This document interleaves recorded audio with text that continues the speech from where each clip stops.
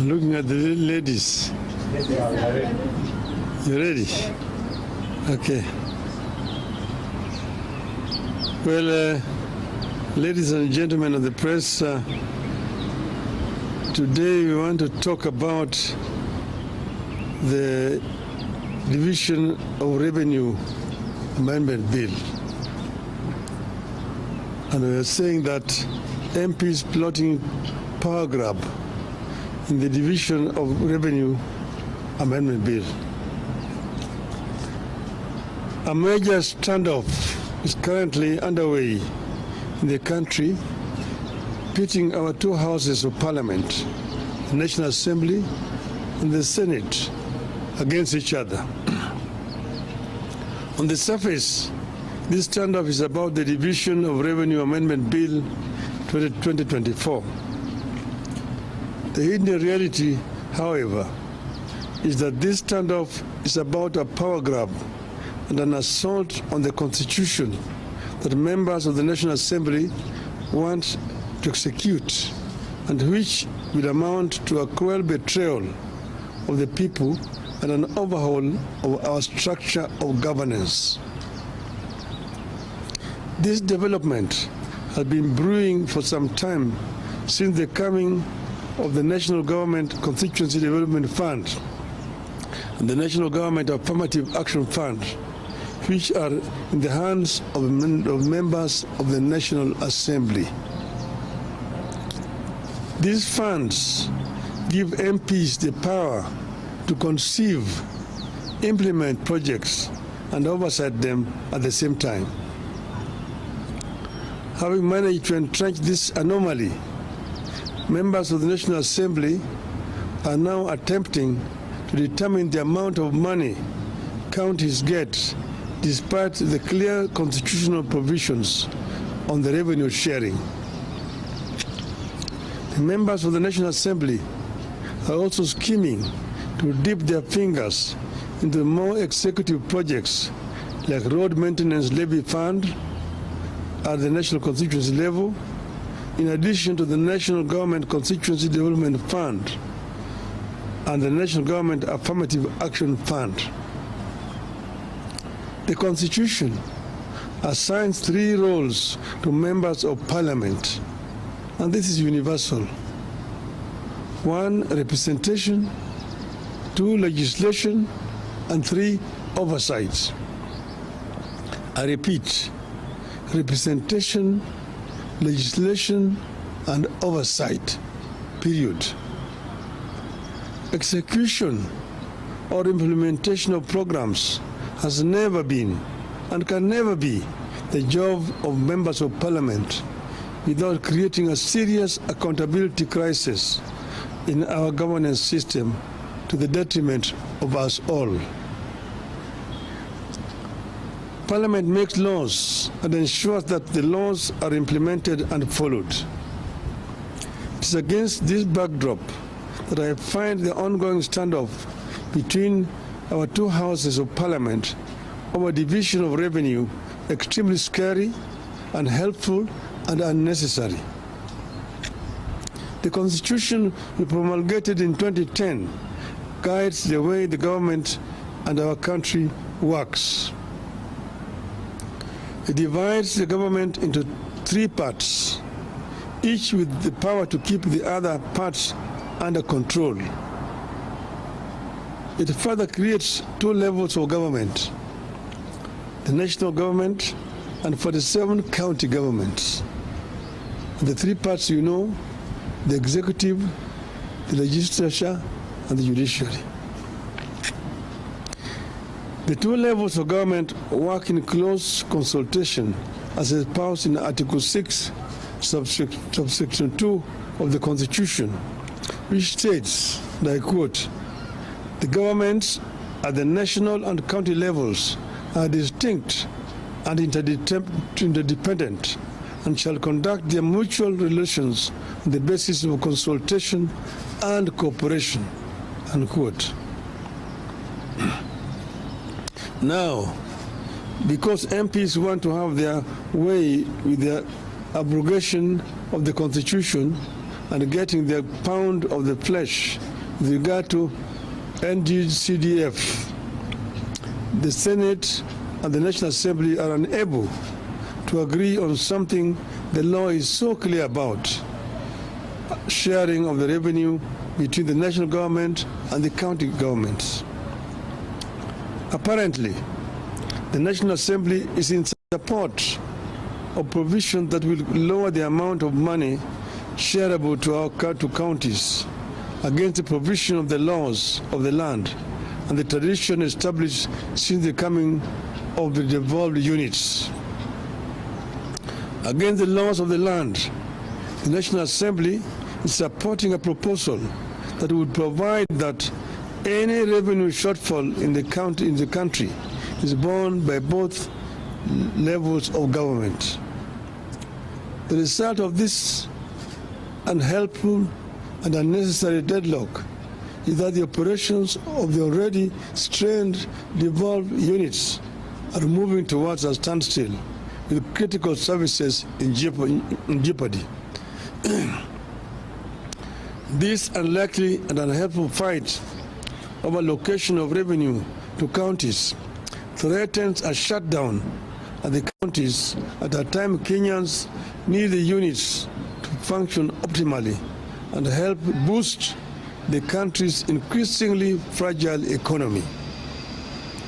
The National Assembly is pushing for the proposed amendment to the Division of Revenue Act, in which they recommend a 380 billion allocation to counties, which stands in contrast to the 400 billion already stipulated in the Appropriations Act, which is currently in force. The National Assembly is going all out to reduce revenue allocation to counties in complete disregard of the Constitution and the recommendations of the Senate.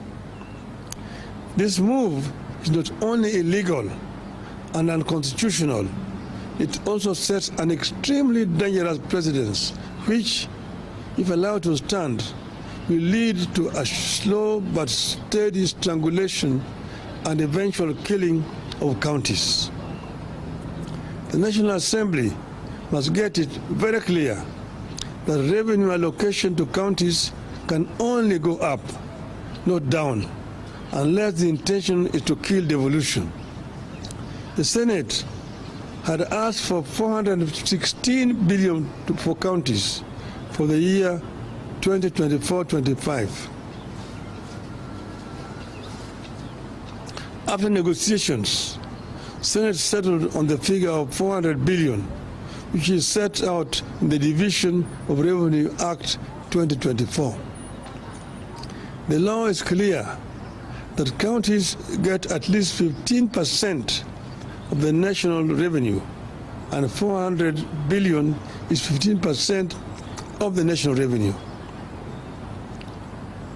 Every 5 years, this country goes to elections, and all positions are available, from the president to governor to Senate to MPs and all the way to the members of county assemblies.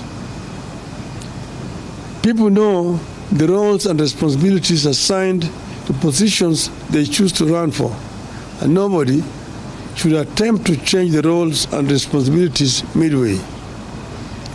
It is urgent that both houses come together to allow the country governments get their rightful share of funds and discharge their responsibilities to the people of the country. The National Assembly must do the right thing and work with the Senate to get the correct amount of money to counties.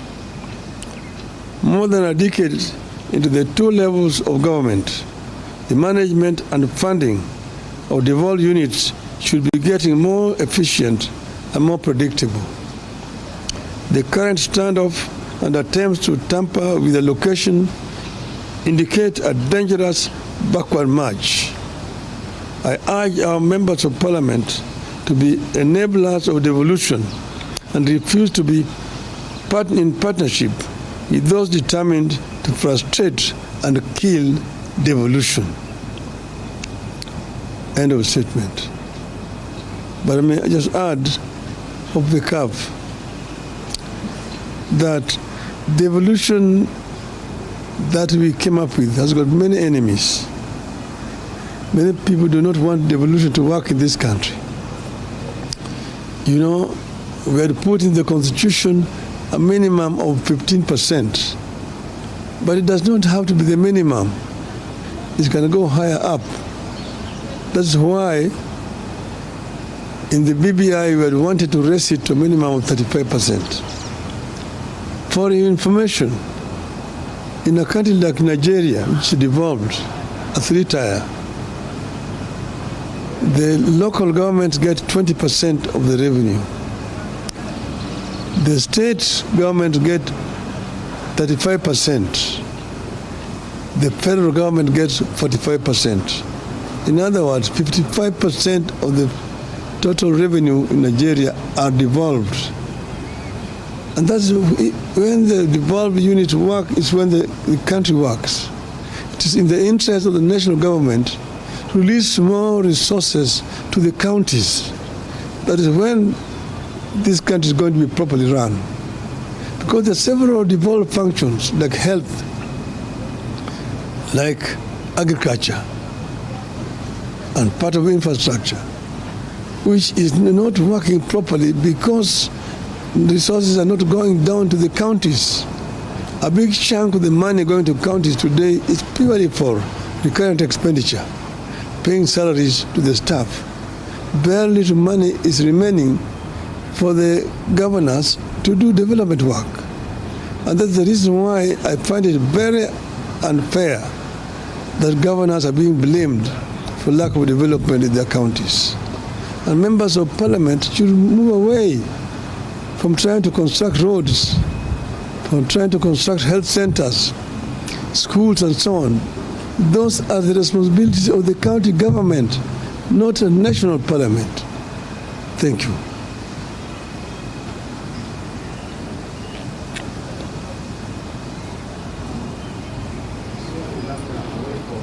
No, only this subject.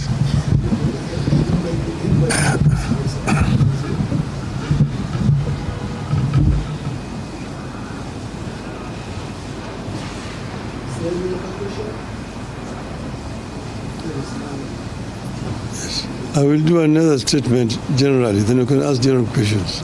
Today is about this issue of revenue share. Okay?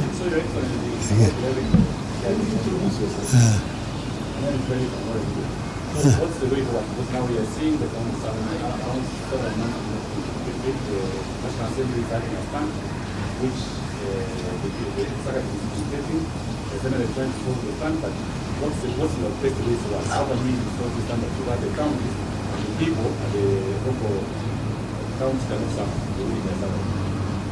No, you see, it's a standoff which is unnecessary. I'm just asked the members of National Assembly to be more patriotic and to move away from functions which are not theirs. It is very clear. It's so clear that, you know, I feel very frustrated because I was involved in the drafting of this constitution. And we know exactly how this constitution is supposed to work. But it's the greed of members of parliament. Members of parliament want to be constructing roads. Members of parliament want to be constructing health centers. They want to be contractors themselves. Who is going to oversight the government? If the oversighter himself is the implementer. It does not happen anywhere in the world.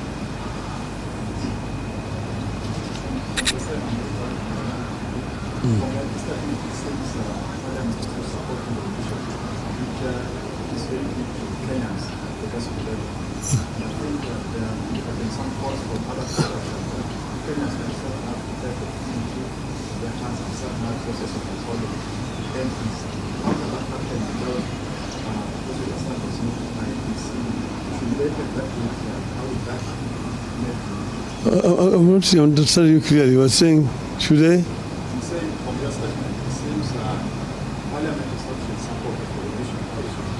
It's very clear to Kenyans and progressive levels. And there have been some calls from other corners that Kenyans themselves now they should start the process of calling their entities said that how can that hold water? You know very well it's not like you see that now there are No, you see, we want Kenya to understand exactly what the Constitution provides and who is really at fault here.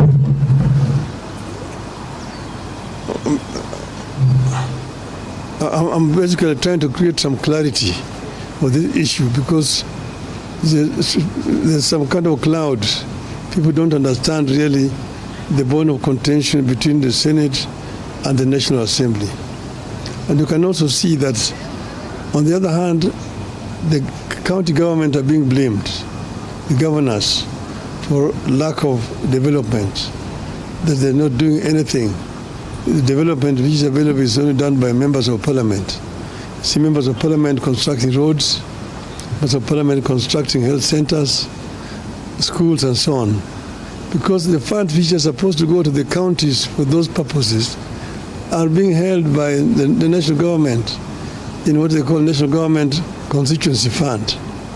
And even this road levy fund is going to members of parliament. This is not the work of MPs, this is the work of counties. Today, the bulk of the revenue that goes to counties goes for purely recurrent expenditure. Nearly 70% of the revenue going to counties is only for recurrent expenditure, paying salaries to workers and so on. Only 30% remain for development, which is very inadequate indeed. Because the bulk of which should be going there is going into these other funds, which are under control of members of parliament. So if that were to change, then the equation would change. Nearly 50% of revenue going to the counties would be for development projects. And the counties are the ones which are actually best suited to do the development. And then you have got the county assemblies to oversight. Members of parliament are supposed to oversight the national government. You see, they're supposed to represent their constituents. Two, they're supposed to legislate, and three, they're supposed to oversight the government. But they themselves are now being involved in the execution of projects at the constituency level. In fact, there's very little work being done in the National Assembly. The assembly is most of the times empty. There are no debates taking place in that parliament the way it used to be when we were members of parliament those days. Parliament is no longer doing its work as a National Assembly. This is why we are really calling them to account.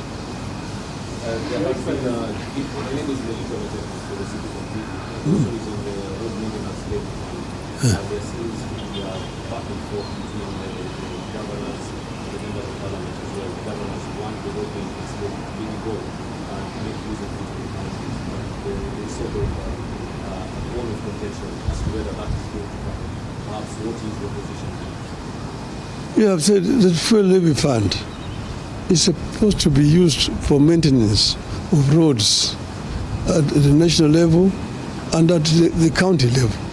So that should go directly to the kitty of the county government, not constituency fund being controlled by members of parliament. That's what I'm saying. It is the members of parliament are not supposed to be executing things. The members of parliament are supposed to be oversighting. But if an MP himself is the executor, you have a situation where MPs themselves are the contractors. I know examples where you find a president going to launch a road, the contractor is a member of parliament. So if that's not a conflict of interest, I don't know what conflict of interest is. It is embarrassing, very embarrassing indeed. When the president came to power, he promised to empower the president.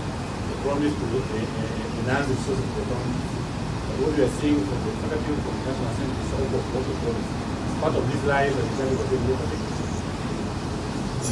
Yes, you know, there's a whole competition between the National Assembly, the national government, and the counties.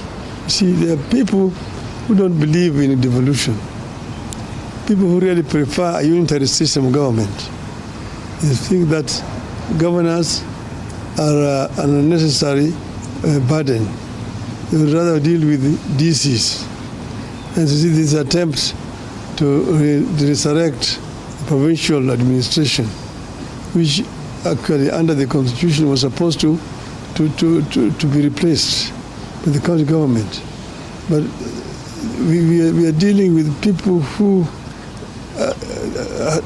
do not want devolution. So devolution is under threat. And those of us who were there, who fought to bring devolution, must stand up and be counted and defend devolution. We do believe very strongly that a devolved system of government is what will ensure equity in sharing of resources in our country and equal development across the whole country. Thank you.